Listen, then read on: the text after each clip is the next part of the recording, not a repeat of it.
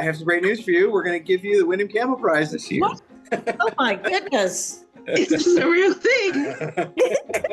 That's incredible, bro.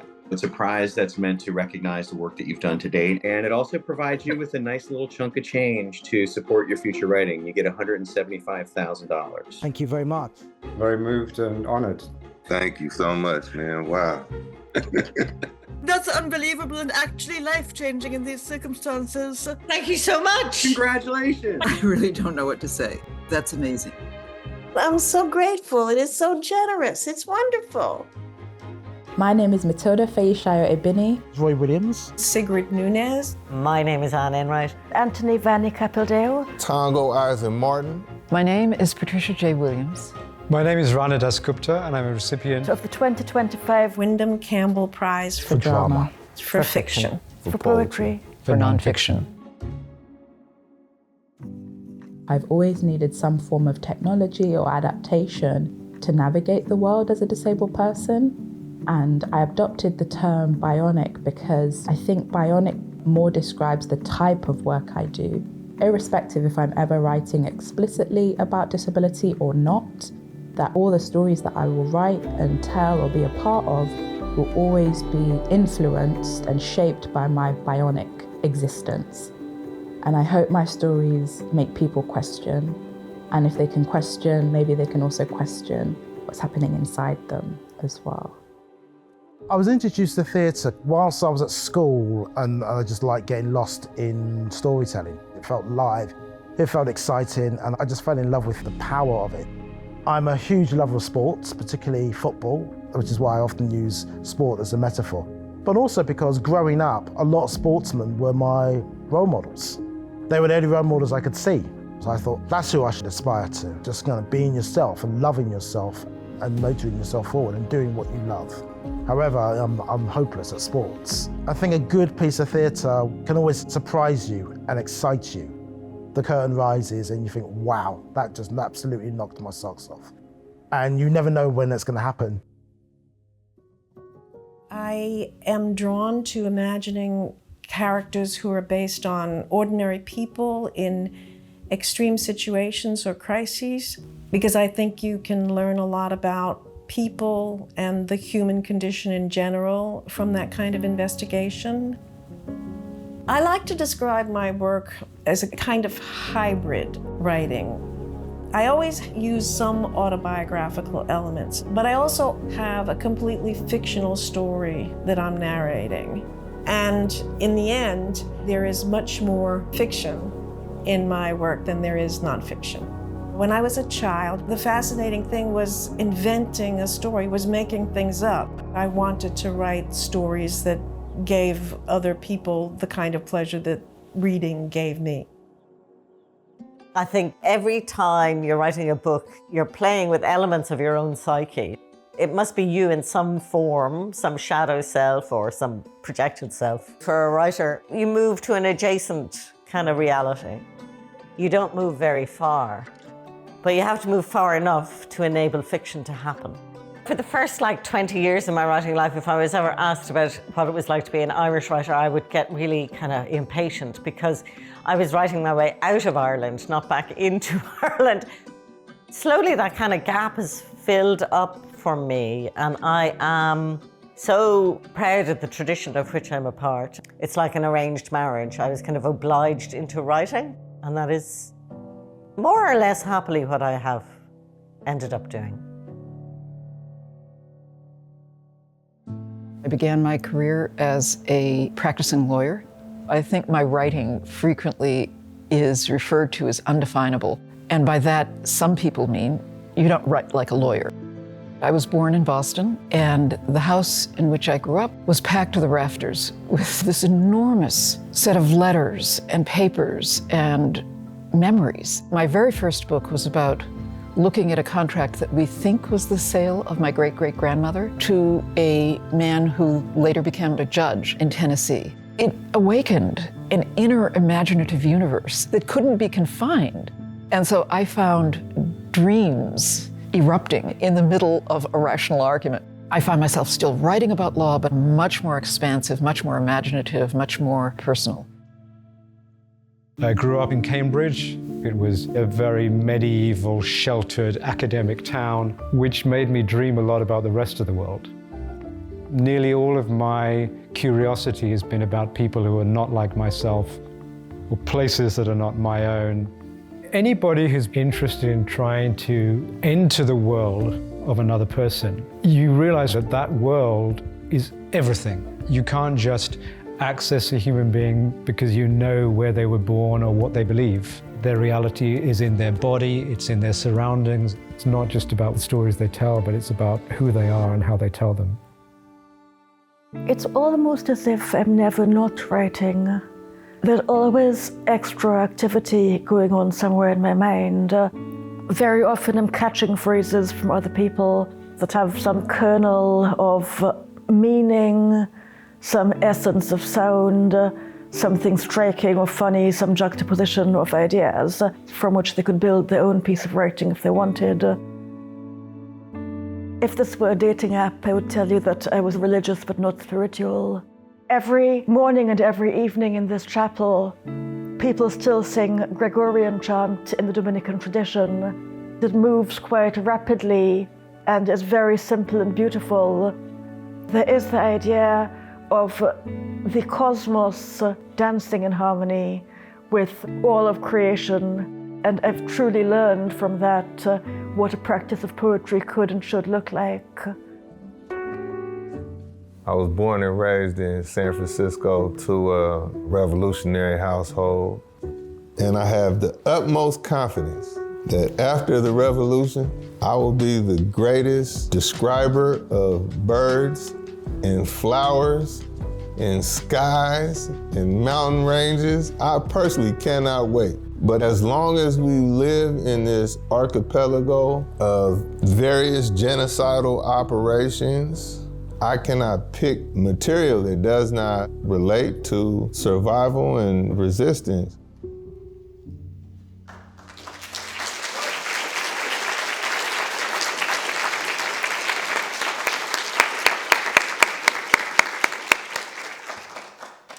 Welcome to the 2025 Windham-Campbell Prizes Festival, everyone. I'm Mike Kelleher. I'm the director of the prizes and of the festival. And we're so happy to have you here to celebrate this incredible group of writers. It's been a thrill to get to know their work over the past year and a half and to start to get to know them, mostly online, since we announced the recipients back in April. But none of that is a substitute for having them here in person. And I hope you all have the pleasure of attending some of the amazing events we have planned over the next couple of days. If you want to get to know the recipients a little better, I encourage you to listen to the Windham-Campbell Prizes podcast on all your favorite podcast apps, where I host conversations with each prize recipient about books and plays they love. You can also check out our social media channels and our YouTube channel to watch the series of videos we've produced for each writer. You should have received a program tonight, and you can also pick one up tomorrow morning at our tent out on Cross Campus. Events in the tent will take place each day from 10 till 4. On the sidewalk near the tent, Possible Futures Books Bike, let me say that again, Possible Futures Book Bike will be selling books. Anyone who buys a book will get a free Windham-Campbell tote, so I suggest you check it out.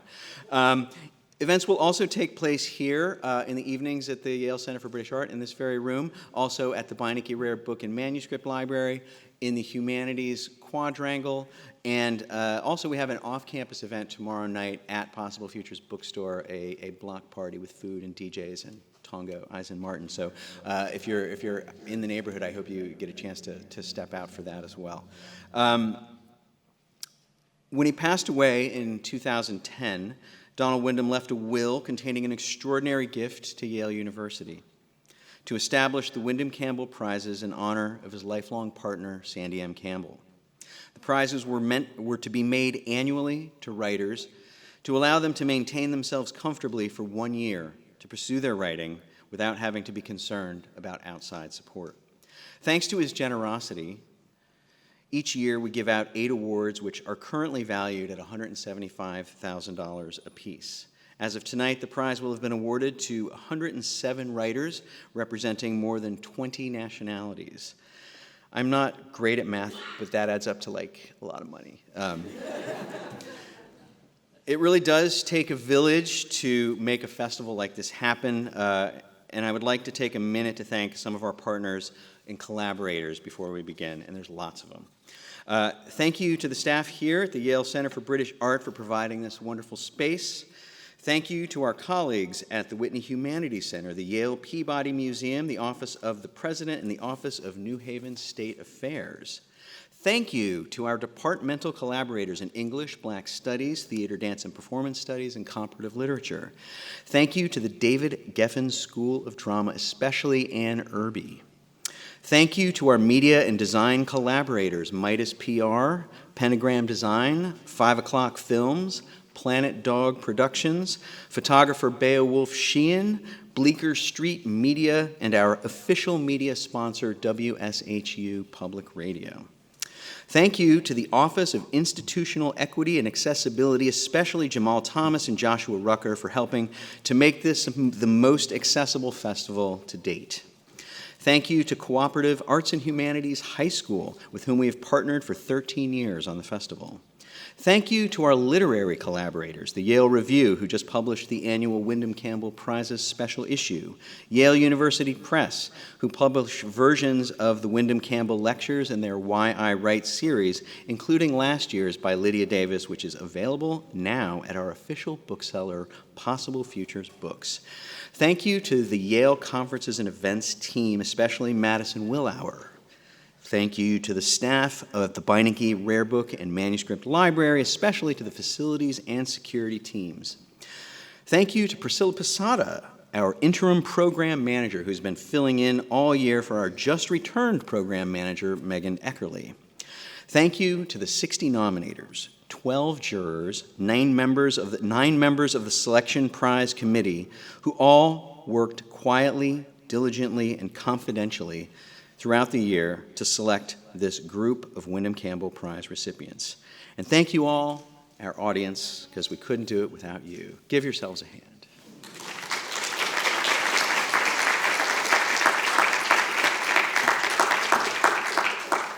And now to present the 2025 Windham-Campbell Prizes, please welcome to the stage Yale's President, Maury McInnes.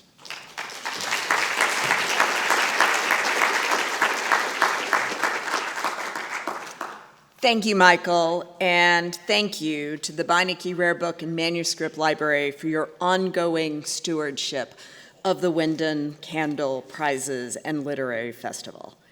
I'm happy to be here once again, and I'm delighted to welcome you all to celebrate this marvelous prize, along with our keynote speaker, Kwame Dawes. Donald Windham and Sandy Campbell shared a profound love for the written word. Believing that encouragement and dedicated time were essential to a writer's career, they created a prize that both celebrates and financially supports artistic talent. It is breathtaking to experience the myriad ways these authors, with their unique genius, craft words that build entire worlds, worlds we can see, hear, smell, taste, and touch. These creations often feel as the one we inhabit and possess a mysterious power to change it. I hope Yale will always be a place that values words as much as Donald Windham and Sandy Campbell. Their legacy reminds us that a university's role is not just to house books, but to actively support the people who write and read them. Yale's rich literary tradition, our faculty, our libraries, our publications, and our prizes is built on the belief that language has the power to shape the world, and that it is the role of places like Yale to nurture that talent that is literature's future. It is deeply moving to consider the foresight of Donald Windham and Sandy Campbell in creating this global award. Their greatest legacy, I think, is a simple and beautiful one. A prize born from their deep love for one another and for the written word, a gift they have given to us and to the world. Now it gives me great pleasure to recognize this year's recipients. The Windham-Campbell Prize for Drama is awarded to Matilda Fayushayo-Abini and Roy Williams. Matilda Fayushayo-Abini's exuberant plays barrel onto the stage with joyful abandon, loosening the knots in the fabric of our socio-political lives with forensic attention to reveal new, hopeful ways of remaking our world. Congratulations.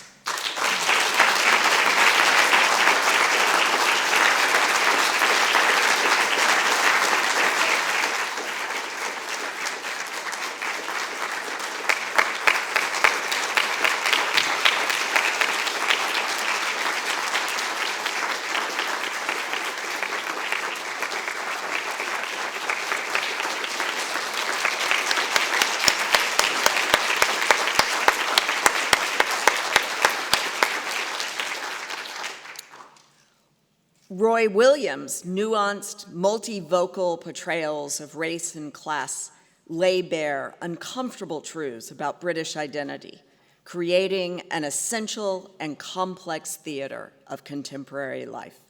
Congratulations.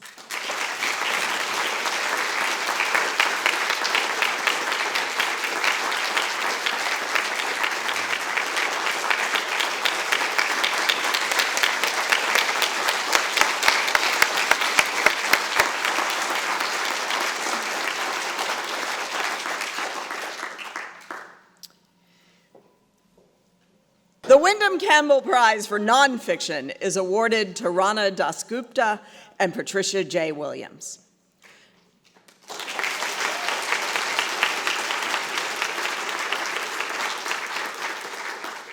Rana Dasgupta captures contemporary capitalism's visions and challenges with unflinching candor. And through delicately layered perspectives, he allows his subjects to reveal themselves in a world of dissonances. Congratulations.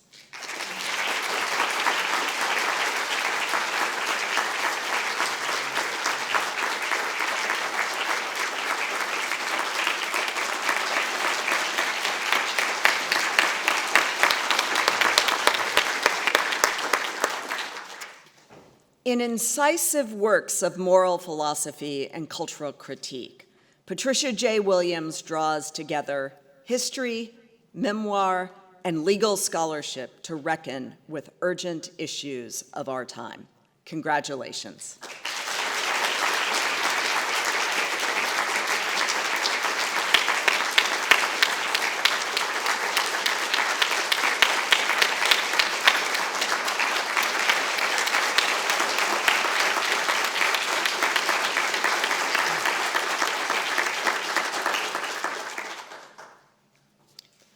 The Windham-Campbell Prize for Poetry is awarded to Tongo Eisen-Martin and Anthony V. Capadeo.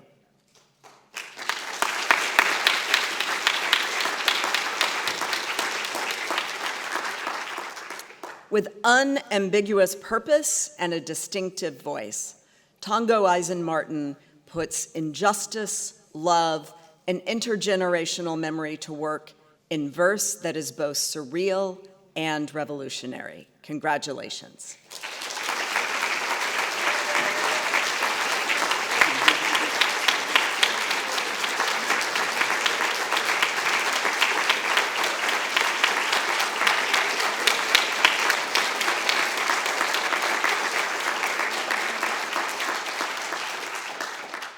Anthony V. Capadeo poems are immersed equally in narrative and lyric, querying forms with an insistent playfulness and a radical political consciousness. Congratulations.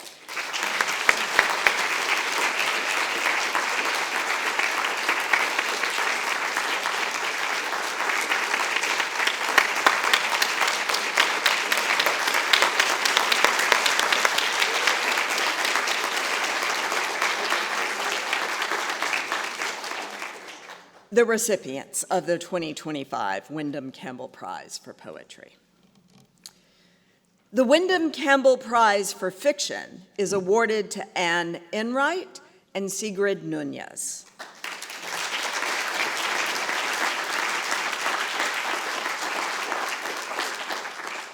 In her wide-ranging and wryly unsentimental fiction, Anne Enright explores the limitations and joys of our human need for belonging. Congratulations.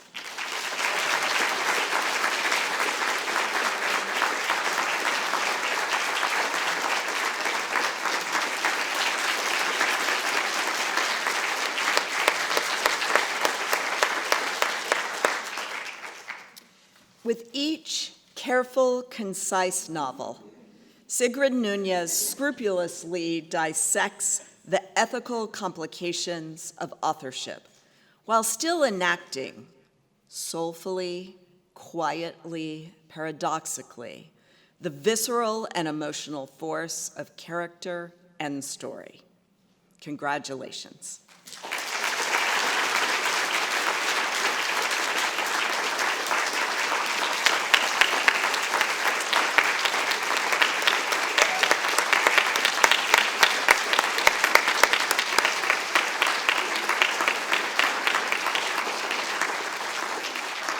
Please join me in congratulating all the 2025 Windham-Campbell Literature Prize recipients.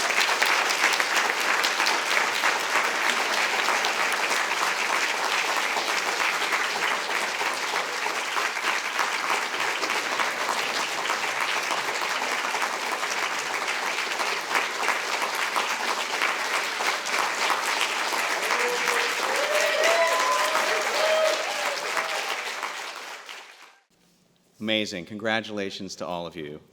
Now I'd like to welcome to the stage Professor Kajetan Iheka, Director of the Whitney Humanities Center, to introduce our speaker, Kwame Dawes.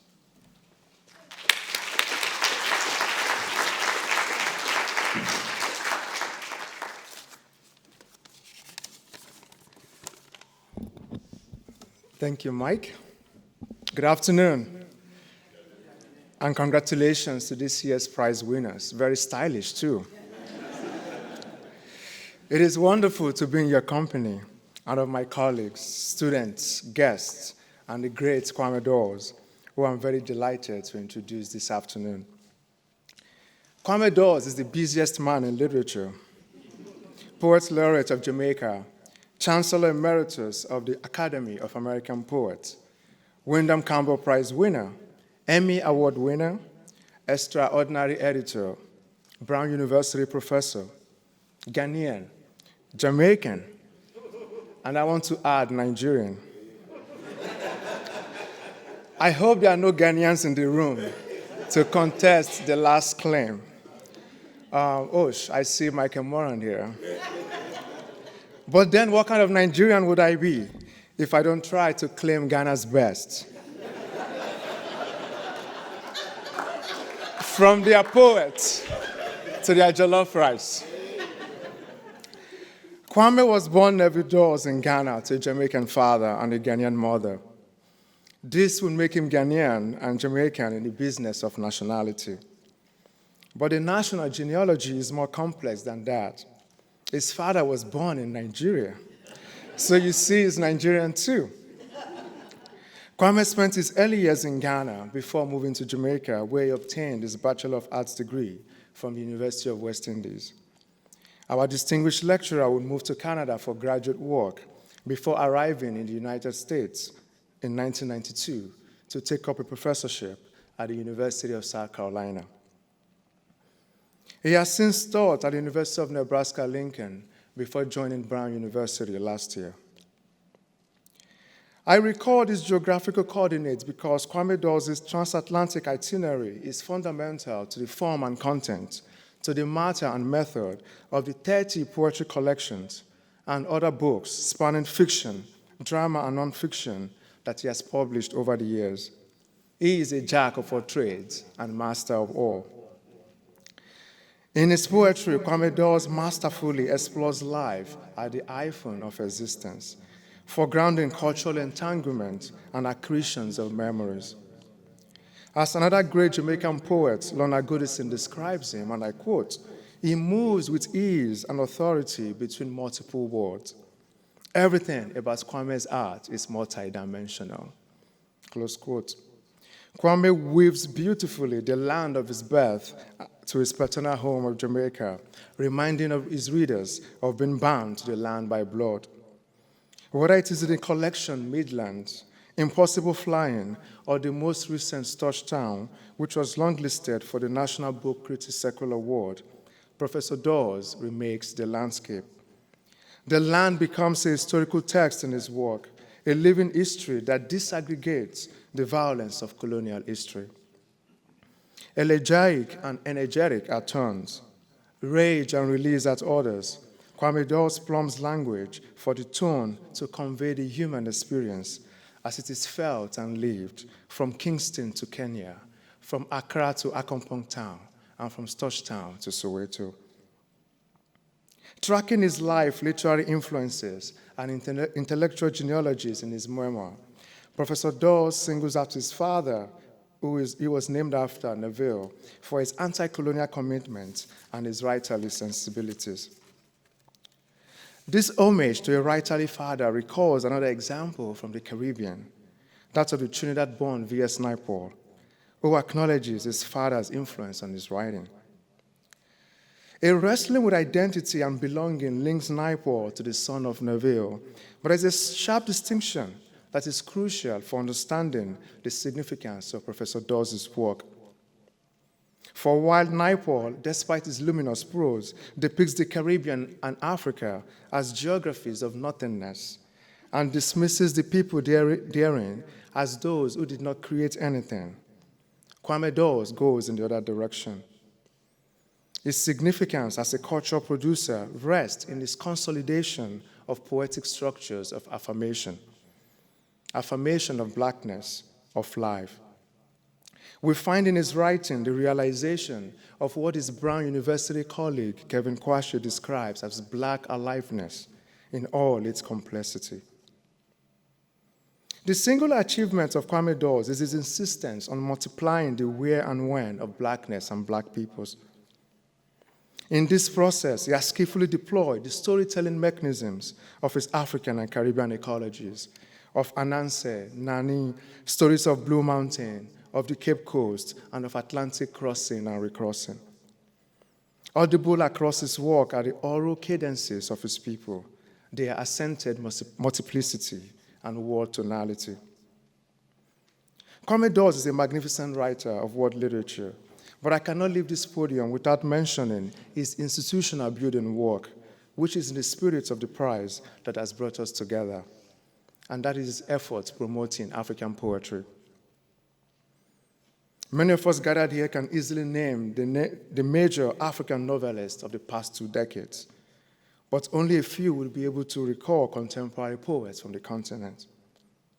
Who and where are the contemporary Wole Soyinka, Dennis Brutus, Kofi Awuno, Uncle Kofi, as our lecturer today knows him? In a literary arena dominated by blockbuster novels, poetry from the continent has been relegated to the margin, at least until the intervention of Professor Dawes and his African Poetry Book Fund. With this initiative, he has launched the careers of several African poets, giving them a global platform to publish and disseminate their work. I don't have the time to recite the long list of names who have been published by Professor Dawes, but one example is Romeo Oriogun, whose collection, The Gathering of Bastards, was a finalist for the National Book Critics Circle Award last year. Oriogun and many others owe their careers to the genius, generosity, and grace of Kwame Dawes. Professor Dawes' work publishing, translating, and distributing poetry from Africa, alongside his own writings, highlight the monumental contributions that he has made to literature in general and Black word-making in particular. Our speaker tonight has explained dropping the name Neville around the age of 11 for Kwame, that resonant name that has signaled dreams of Africa rising and Pan-Africanism since the mid-20th century. It struck me as I prepared this that a man's destiny is in his name. That Kwame Nkrumah's Pan-Africanist orientation finds some of his best articulations in the literary words that Kwame Dawes has made possible, in his own writing and in curating the writings of others.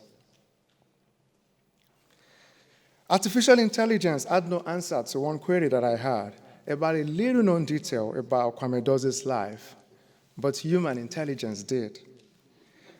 I learned that, quote, of all the items in his Lincoln home, Kwame Dawes was most attached to his spoons, close quote. Spoons, technology of nourishment, infrastructure of community building, emotional vessel, aesthetic object. These words and phrases capture the spirit of the man and his life work, and we are lucky to have him with us today. Please join me in giving a very warm welcome to Professor Kwame Dawes.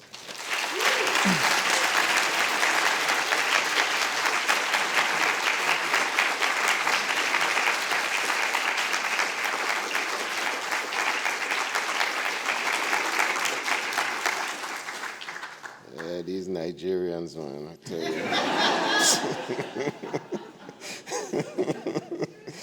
They're very good.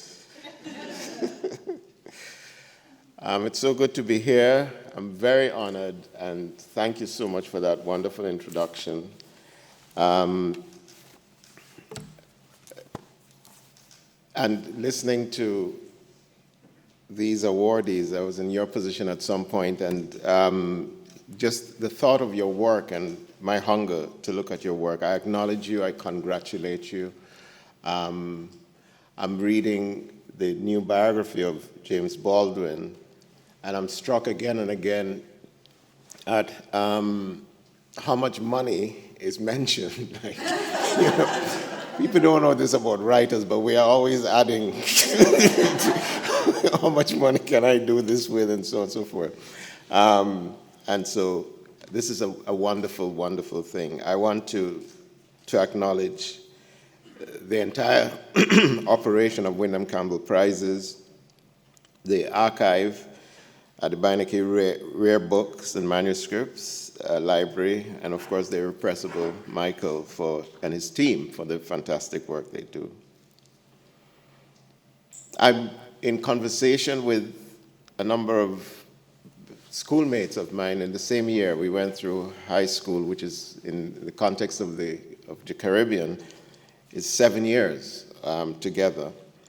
And they reminded me that I was somebody who had a propensity to read. I read a lot and so on, but during the final exams, the O-level exams, a few of the students hadn't read V.S. Naipaul's The House of Mr. Biswas, and were going to take the exam that day, which would have been problematic if you can imagine. And so they asked me to tell them the story of The House of Mr. Biswas. And so in half an hour, I gave them a breakdown of the whole novel in detail, because it so moved me and it was so important to me. And 3 of them passed, 2 got distinctions. I didn't. So that's when I became a teacher. Today I'm going to talk about how I write, who I am writing for, in a piece called The Wide Borders of the Page. I'll begin with a quote from a conversation that I've been having with John Kinsella, an Australian poet, who will feature significantly in this talk. I begin with a brief snippet of his own work and my response to it. He says in a poem, "I can never think ahead to what I might write till yours arrives, Kwame. There are threads I expect to take up regardless, but I find myself pulling contrary always.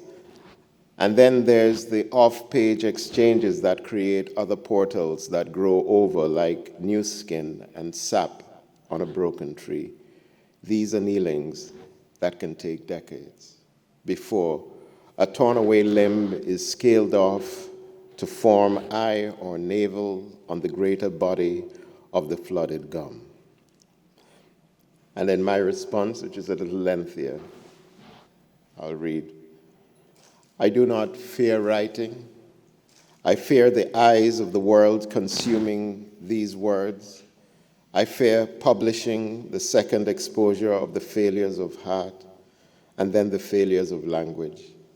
These days I have a dry mouth. I have held off checking Google for its meanings for fear of the biology of their revelations. Everything you see is a sign. My mouth grows dry easily like one who has been talking for so long, the body emptied of all effort. John, I'm now winded from these long breath lines.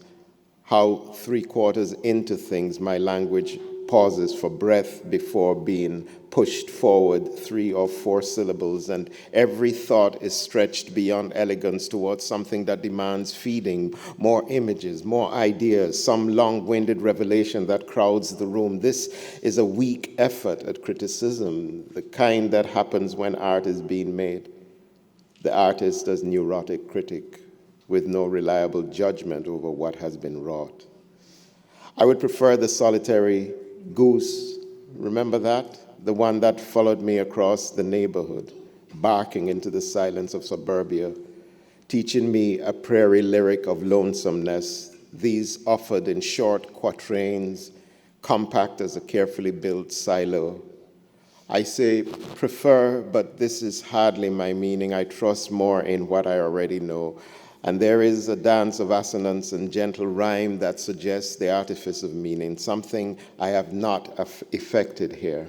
And while I did try, I was weak without breath, satisfied only to have arrived at the wide borders of the page, and to then push beyond the unnatural caesura to something, yes, breathless in its unevenness.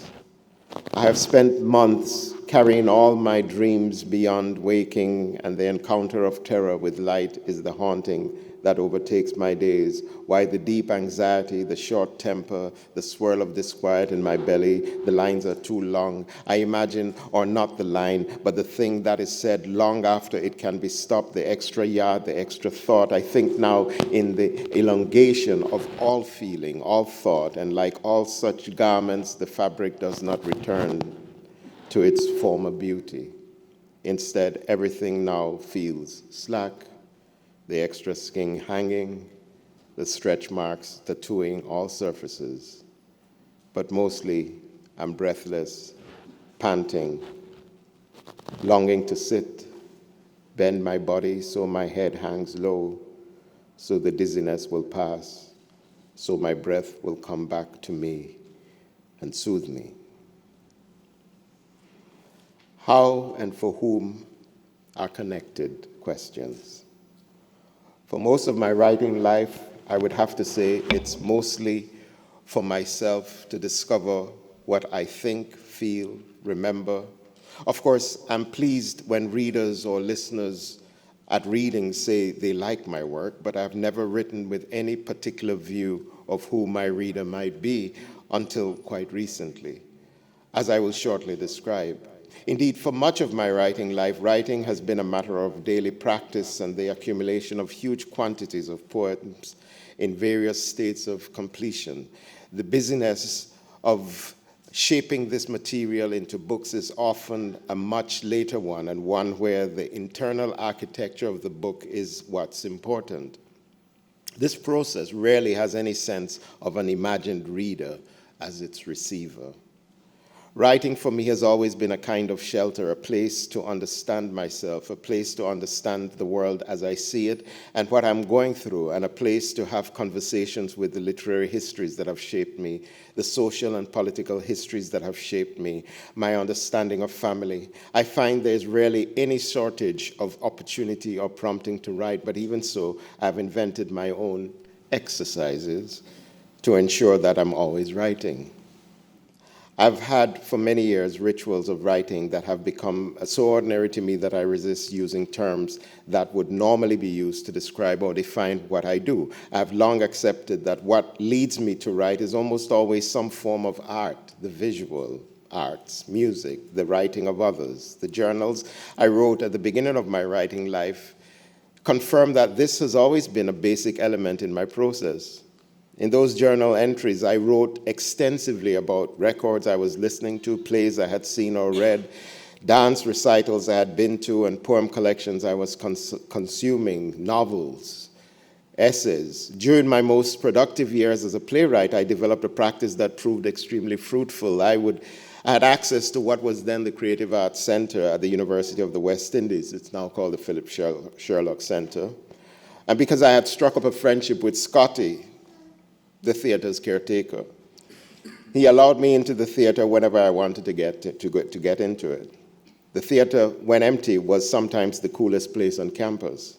I relished the feeling of being there, looking at the empty stage and thinking of ways to fill that space. When plays were being rehearsed by professional and amateur companies, I would sneak into the theater and sit high in the rafters and watch these rehearsals. I was learning a great deal about theater in ways that could not be described as any kind of intellectual process, despite reading such theorists of theater as Boal, Grotowski, Beckett, Brecht, Walcott, Fugger, Stanislavski, Brooke, et al. I would gain a great deal of understanding about the rhythms of a play by watching it from the first reading to the dress rehearsal. I rarely ever saw the actual run of those plays with a full-blown audience, often because I could not afford it, and sometimes because I had seen everything I needed to see as necessary for my apprenticeship.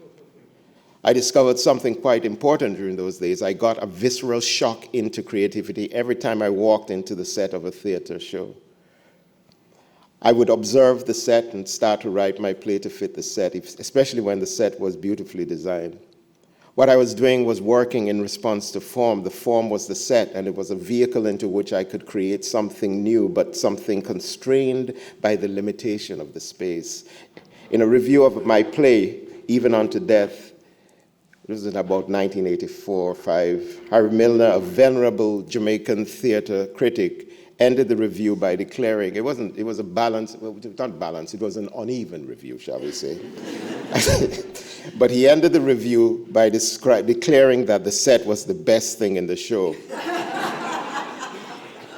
What he didn't know was that was a stolen set. so I was getting credit for somebody else's set. Another example of how my writing is a form of internal dialogue is how, for many years, I've been writing in response to works of art. Years ago, I wrote poems in response to, as I've been writing this thing, I use phrases like years ago. So, I remember when saying years ago meant 5 years. Now it could be like 40 years, which is shocking to me, actually. Anyway, years ago, you figure it out. I wrote poems in response to the paintings of Tom Feeling, who did beautiful work on the Middle Passage. I don't know if you know his work, but it's stunning. And these poems were published as Requiem by People Tree Press in '96.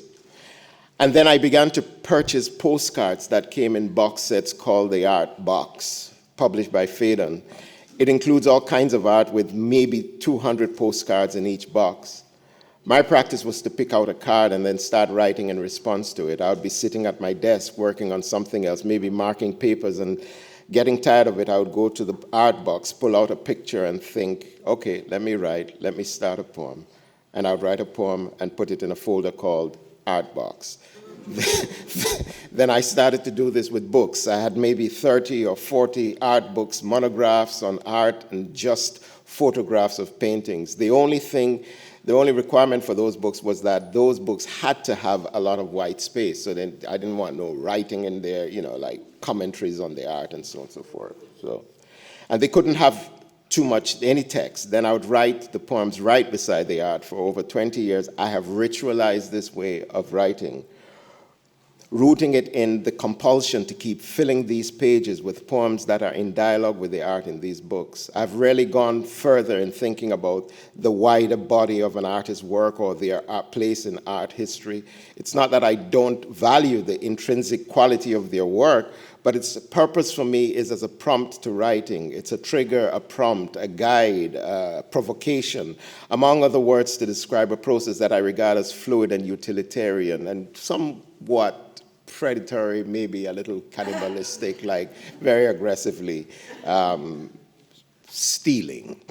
I've ritualized this process. I never skip a piece of art in a book, nor do I look ahead. For a new session, I open the page to the next piece of art and start writing a poem in the blank space of the page.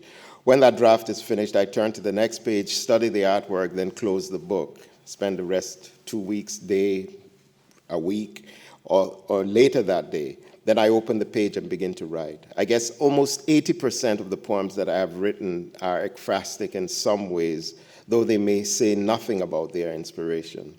I'm not trying to write a poem that reflects or even analyzes the work of art, but use it as a trigger, as a distraction away from the tyranny of linear narrative, as a way of generating new ideas, fresh thinking. It's a process that keeps me writing, and it illustrates the extent to which the writing I do is very much an internal dialogue. It is my body responding to something and creating something.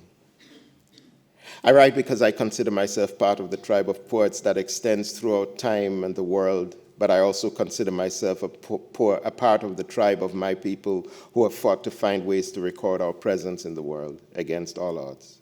In this sense, I'm a small speck, but an important speck of continuity that says, we were here.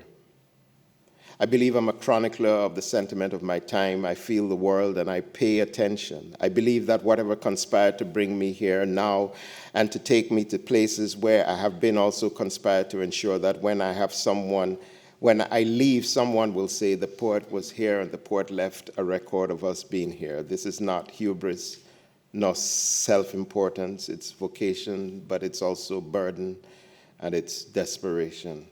To cry, weep, think, grow angry, desire, hungry, fear. And I want to create such moments for others. So around 2015, I struck up a friendship by email with John Kinsella, wonderful poet from Australia. He's a remarkable thinker and a very principled man.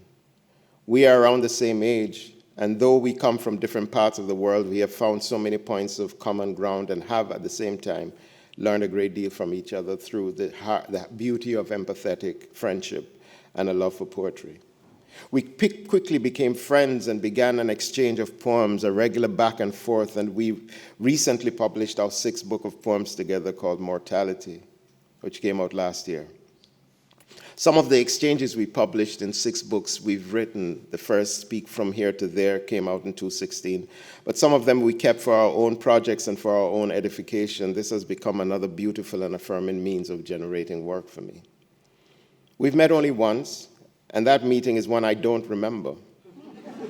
Indeed, it was John who remembered that we had met in South Carolina while I was teaching there over 2 decades ago. He had been invited to the campus, but I was largely excluded from the event for complicated reasons, and for reasons I do not think he was aware of. He tells me we met briefly in passing. For my part, I knew Kinsella's work and had been pleased when I received some of his poems for consideration while I was editor of Prairie Schooner. And when I moved to the University of Nebraska, my editorial response to his work started what has become a long and transformative relationship between 2 writers and 2 men. Our entire friendship has been conducted around poetry and through email. We are both men who grew up under the shadow of British colonialism, mine of the African and Caribbean complication of slavery, exploitation, and imperialist overreach. Kinsella's as the descendant of Irish migrants forced to leave a country oppressed and neglected by the British government, a background then complicated by having a settler colonial Australian heritage. He writes always that as a Western Australian who lives in Noongar land, the land of First Peoples displaced by colonial settlers, as the inheritors of empire, we have both understood and understand the language and cult of cricket And our closeness of age gives us a shared understanding. Cricket is not an instinct, by the way, it's the game.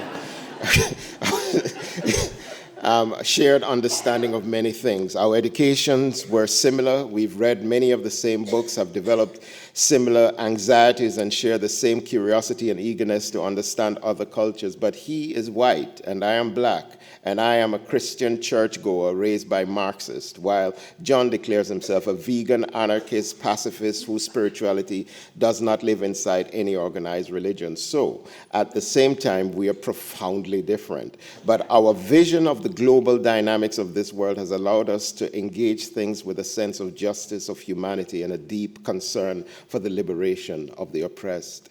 He has lived in fascinating life and has built his deep commitment to environmentalism and social justice through genuine action and struggle. I have a great deal of admiration and affection for John Kinsella. I'm a poet of the great mythic and historic narrative of the African diaspora.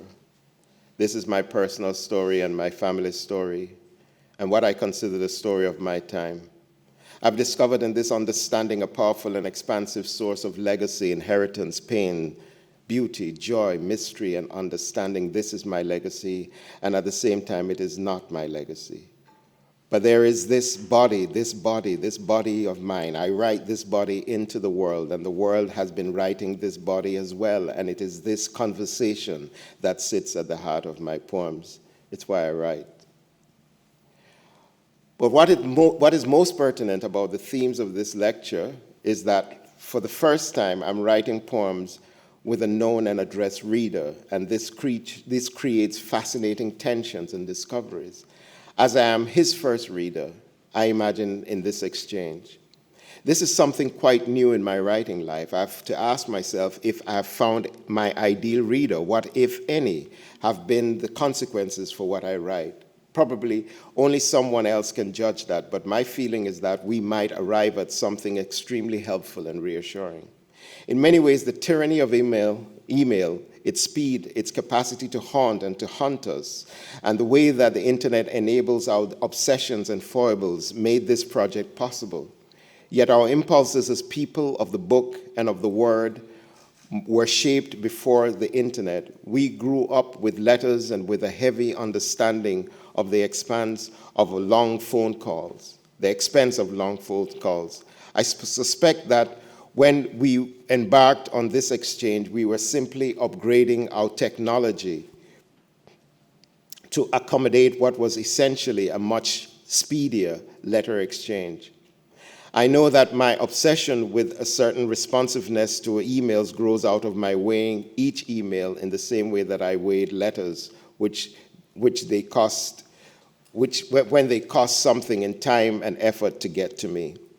I'm sure that is the sticky humanity embedded in the idea of correspondence and the ways in which we have felt free to exercise so many facets of our poetic impulses. And it is what holds together this Kinsella Dawes exchange. We connect because we share a similar unbounded urge to write quickly, obsessively, jubilantly, with confidence, both in our abilities that it is worth doing. We are aware of our own quirks, gimmicks, and tricks, and so recognize the impoliteness of relying on them in an exchange that seeks, above all, to be sincere. We respect each other's craft, accomplishment, and seriousness about the subjects we touch on. So we know that writing well has to be the right thing to do, just as much as keeping up with correspondence in a timely way is the right thing to do. I knew right away that I would be stretched by John's writing, that I would be entering a rich, imaginative, and intellectual space, that the range and complexity of his personal experiences as a human being would add greater dimension to my own life. And certainly this exchange has pushed me as a poet, challenged me as a thinker, and forced me, because of the pattern it quickly developed of being as fully rooted in the present moment as possible, to think deeply and with the pressure of language about this world, this historical time that we live in. Dialogue has revealed that we are politically connected, though we come from quite different worlds. I think, too, that our dialogue has changed the nature of the political in my work, and both what I feel about it and my thinking about the idea of my work having a reader. I often speak of writing poetry out of my lived experience, the sentiments of my time, or the history of my body in the world. I do not feel burdened as a poet when faced with the knowledge of my place in the history of colonialism, slavery, and their attendant effects on those I call my people, as well as the world in which I live. Poetry, in fact, has long been a shelter for me and a kind of answer to that burden for meaning and understanding that comes with facing this history, this reality. In all my poetry collections, there are inevitably poems that seem to express anger, sorrow, regret, indignation, and so on, but they are the end of a process that begins with living through difficult encounters with the repercussions of history that undergirds my sense of self. I do not come to poetry then to represent these histories, but to express the ways in which I respond to and process this knowledge, this experience. A blunter way to say this is to say that I'm not writing as a historian or expressing a political argument, but writing with an acute sense of the lived experience of history. By eventually sharing such poems with readers, I believe I'm enacting a wider conversation with those who have valued this function of poetry, that of poetry as a means of chronicling the sentiments of our times through the body and imagination of the poet. One of the benefits of being at this stage of my writing life is that of hindsight, the ability to look back at my work and to discover something about my own growth, my obsessions, my preoccupations, and my development as a poet and as a human being. This hindsight allows me to both discern whether never the rest of my work, and where there are departures, whether they come blessedly because I have seen more, felt more, and lived in this world some more. A knowledge of history is important to me, however. It has enabled me to make better sense of the present. I think there's a truly liberating liberation between history and truth, and as a poet, I have found history as told in books, in archives, in oral accounts, in images, in films, in art, to be a truly powerful resource for my work, for giving it context and currency. It is therefore inevitable that my poems somehow are defined by whatever idea of history occupies me in the world. I see a knowledge of history as a profound privilege and necessity. For many cultures, the preservation of historical record is a vital and necessary part of sustaining itself. For many cultures, historical awareness has a spiritual dimension in its engagement with the myths that give meaning to our existence. History creates a dynamic relationship between who we are now and where we are coming from. Sadly, I know too that the politically...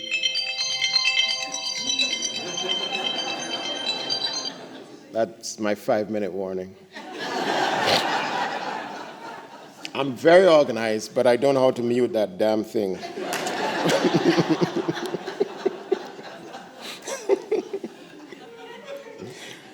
For youth growing up in Jamaica, that was an early discovery. The emotional, psychic, and sentient denial of history for people who were oppressed, denigrated, and uprooted from their civilization has been one of the genuinely tragic realities of our modern world.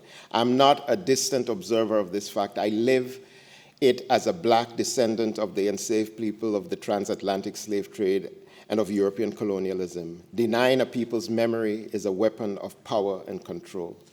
For me, the art of making poems has always been a part of the recording of history, the defiant statement that we are here, that we were here. I write because I consider myself part of the tribe of poets that extends throughout time and the world. But I also consider myself part of the tribe of my people who have fought to find ways to record our presence in the world against all odds. In this sense, I'm a small speck, but an important speck of continuity that says, we are here, I am here, we were here. When my father died, he and I were on the cusp of starting to talk about art, about writing, about his past, because the rituals of parenting are complex, and in many ways, as I have seen, the time for those conversations arrives when a child is at a certain stage, a certain age. My father died unexpectedly, prematurely, suddenly, in an accident. And with his death went a world of things we could share, that he could share with me, teach me about being a writer, an artist, a man. I sensed this and I felt it, but I soon discovered that he had left something of that conversation in his heart, both in that which he had published and especially that which he had not published. His letters, his scrapbooks, his drafts of poems, his speeches, his diaries.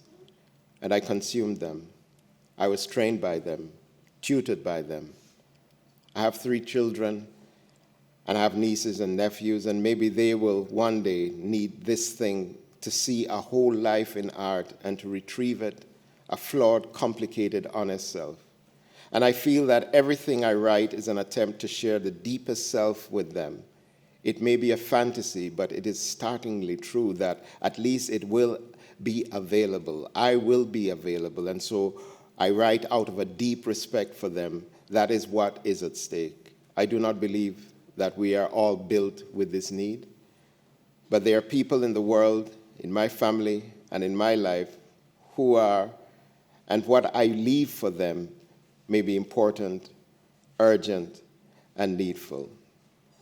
I write to remind us again and again that we were here.